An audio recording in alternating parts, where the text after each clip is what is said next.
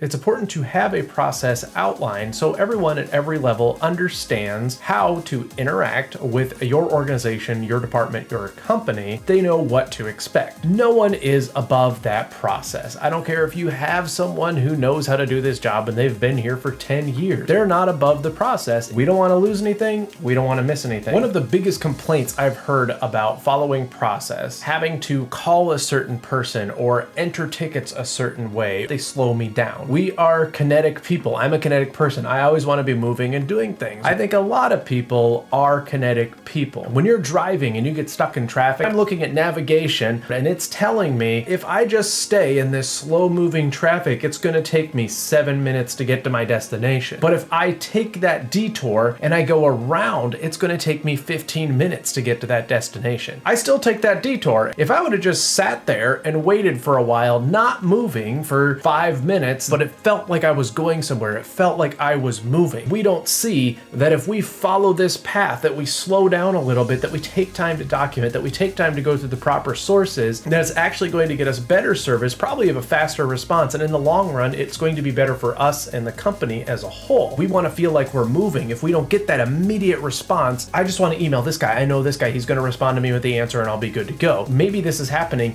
to every single person at the organization. If everyone contacts their own person that they know, we want to be able to identify that dozens of people are experiencing the same issue and address it systematically, because we might have only got one call that came through the proper process that was documented properly. If you are able to follow the process when everything is okay and maybe it's a minor issue, then when something big happens, you aren't going to let the process fall apart. If when something really big happens, everyone loses their minds and no one documents it, your organization can't be better prepared to address something that large the next time it happens. You can handle it better if you follow the correct process to communicate and document what is happening. It can also help calm a stressful situation rather than freaking out and emailing a bunch of people and having 35 people involved in different email chains trying to figure out what's going on. We are going to follow the process, and as long as I focus on that, then I won't be so stressed out with everything else that's happening. But if no one followed the process, if you didn't document, well, this is outside of the process because this is a big broken thing, you're never going to improve, and you're never going to improve your organization or your response,